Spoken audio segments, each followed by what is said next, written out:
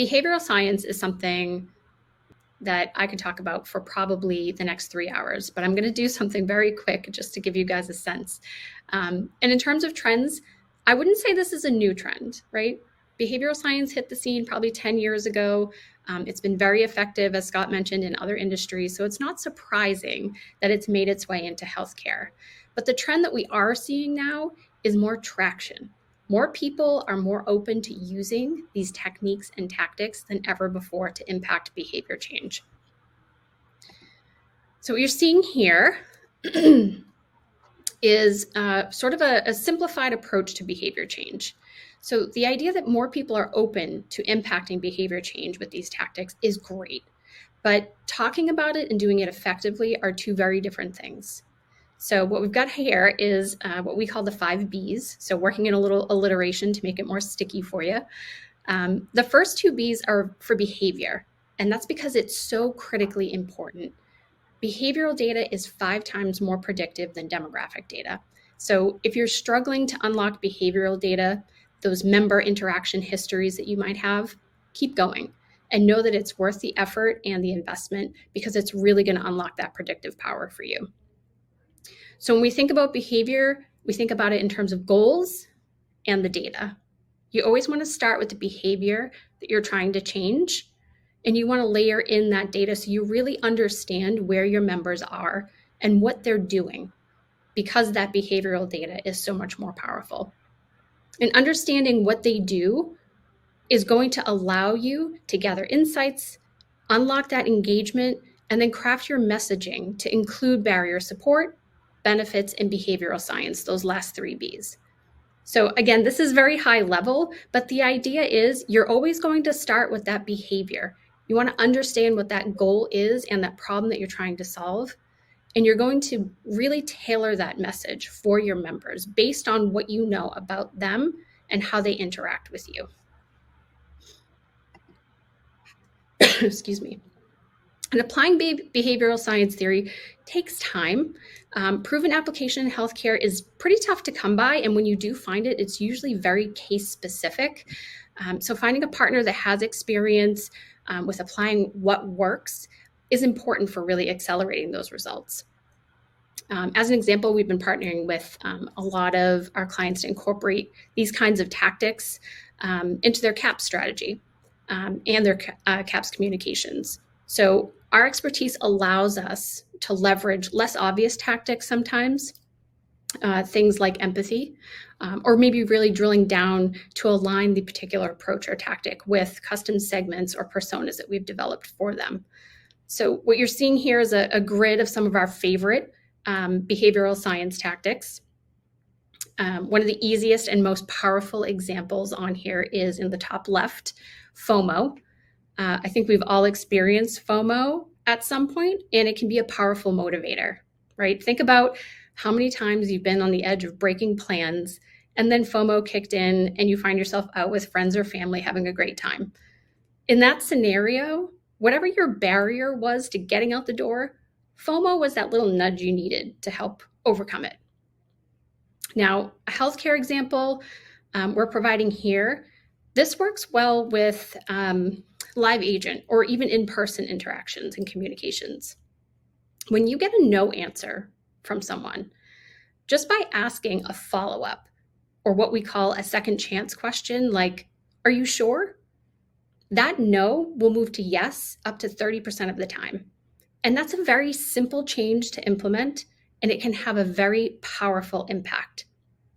Now, the effectiveness obviously depends on a lot of things, but knowing that it works on some level for a fairly broad population is a great place to start for actually applying it. On the flip side of that, the other one that I'll call out on here is in the bottom right, peer pressure. It's another tactic. If we all think back to our teenage versions of ourselves, we're probably familiar with peer pressure in some form.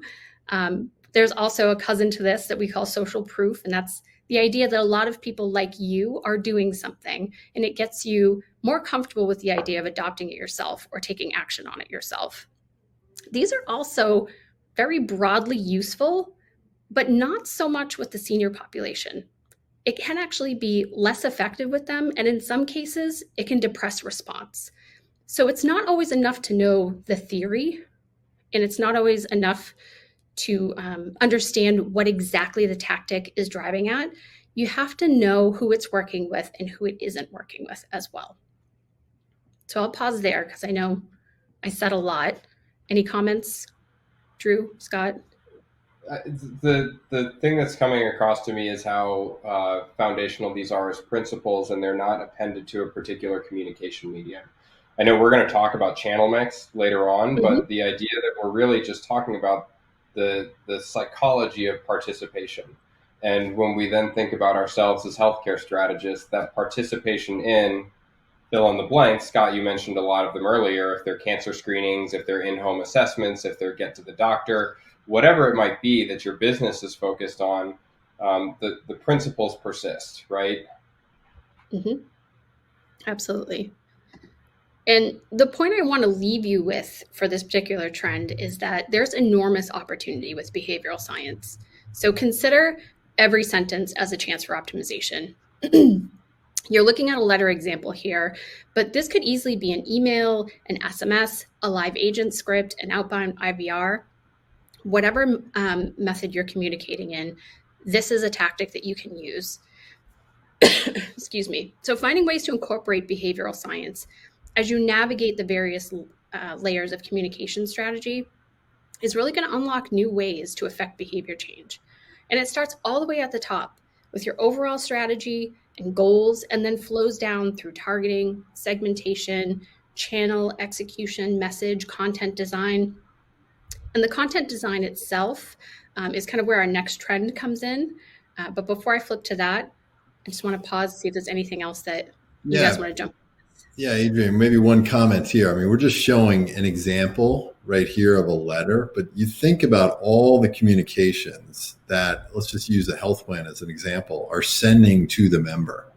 And, whether it's a new member and you're providing them with an ID card, or you're providing them with like a member guide, or it's an explanation of benefits, or there's so much opportunity to introduce what you mentioned with behavioral science, right? So, putting something in the upper right in that Johnson box, we've noticed that drives a tremendous lift in terms of action completion, right? How you frame the message in the body of this letter. These are so easy to make actionable, and it's having a meaningful impact. I mean, if you're moving the needle by a net of, 10, 15%, if you're sending out, 100,000 or a million of these pieces, you're starting to really drive a lot of change. And if it's, to Drew's point, driving an in-home assessment for the Medicare population, or whether it's getting somebody to opt into mail order pharmacy, I mean, there's real dollars here. So getting a couple of percentage points to move and actually adopt or complete that action has a real impact. And I know we're going to talk about that throughout the hour, but one of the key themes and trends here is we want to say what we're seeing, but how do you make it actionable? And a lot of times these communications are happening underneath the operational area within the plan. And I think if you look at, the chief marketing, chief experience officer running all sorts of emails and text campaigns, et cetera, a lot of times these two things aren't connected as well as they could be. And I'm telling you, this is turning out to be one of the best channels to drive engagement. And just really syncing all these up, I think, is a critical takeaway. Yeah, Scott, it Absolutely. makes me think of if different people on, everyone here has a vested interest in achieving better member engagement or consumer engagement just by virtue of joining today. What we may not all have is direct access into these communication mediums. So I think if I'm thinking about like what's a takeaway that I can garner from this, it's, oh, this is how thoughtful a communications piece is supposed to be. Maybe I'll send an email or knock on the door of some of those departments and just ask the question, am I layering or are you all layering different behavioral principles into our communications to members? If so, what are they? And if you get kind of a non-answer, it could be a really great place to introduce this as a concept and encourage those folks to learn more. Or if this does fall within the work that you're doing, just to start taking that finer tooth comb to it. But I think, Adrian, I mean, you might have more experience on this than I do, but I'd be amazed if you just knocked on doors and asked, "Are you leveraging Mhm. behavioral science?" And there may be a soft sort of a nod, and then if you ask, "Well, how?"